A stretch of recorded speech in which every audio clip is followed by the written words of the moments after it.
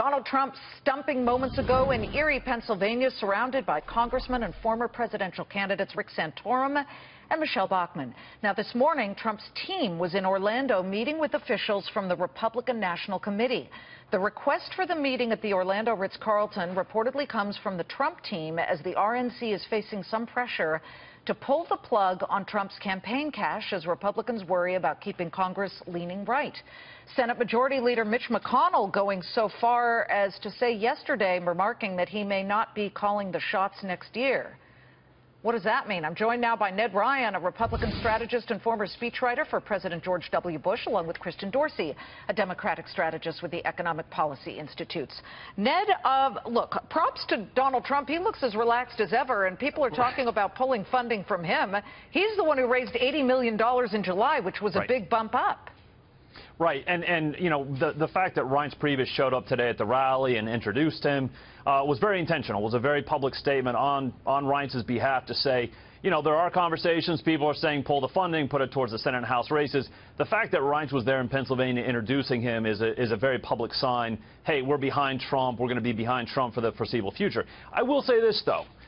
Trump needs to be doing himself a few more favors, and you know, some of the things he's done recently, he needs to become more boring, Liz. He needs to take his speeches, put them into a teleprompter. He's not a boring person. No, but here's what he's got to do. He's got to put his speeches into a teleprompter. He's got to stick to the speech. He's got to be boring, and he's got to be boring because he needs to get out of the way and let people really start to take a hard look at what is taking place with Hillary right now, with all of these emails that are taking place and the State Department and the Clinton Foundation. He's and now missing the fact opportunities that it looks like, because Christian, and it's showing, because there are some brand new polls out that just came out a couple of hours ago, and these are key battleground polls for states like Pennsylvania, North Carolina, by the way, and I don't know why we're looking at the Latino one. We already showed that. Can we switch over? We've got the North Carolina poll where Clinton is leading 48% to Trump's 39%. That's a state that Mitt Romney had won. Yeah, I mean, this is something, even at this early stage, this would be unheard of for a Democrat to be leading a Republican by this many points, which shows the tremendous level of dysfunction in the Trump campaign. But you know what? It is so early, and I think we all should be mindful that this guy doesn't really care about the traditional political playbook.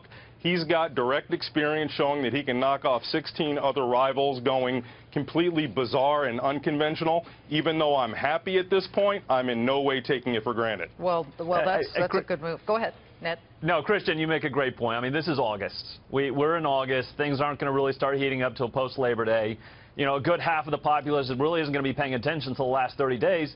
And we know statistically there's still about 20% of the electorate that are undecided 30 days out from an election. So, you know, again, it's a slow month. There's news. People need to have news. I will say this, though. There are some trends that are troubling.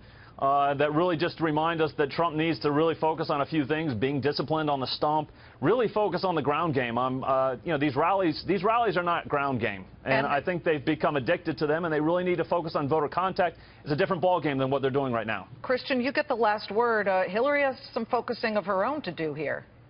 You know, she does, but the biggest hurdle that Hillary has to overcome is that every news cycle all the time is about Donald Trump. And I fear that that leads to this sort of air of inevitability about Trump. And Hillary has to break through because she just delivered an economic speech yesterday that was heavy on substance, heavy on the issues that are of concern to the vast majority of Americans, and we're not talking about it at all. That's the biggest hurdle she has to overcome. We did talk a lot about it yesterday when it came out, because we try and be fair and balanced on both sides. Ned Ryun, Christian Dorsey, great to see both.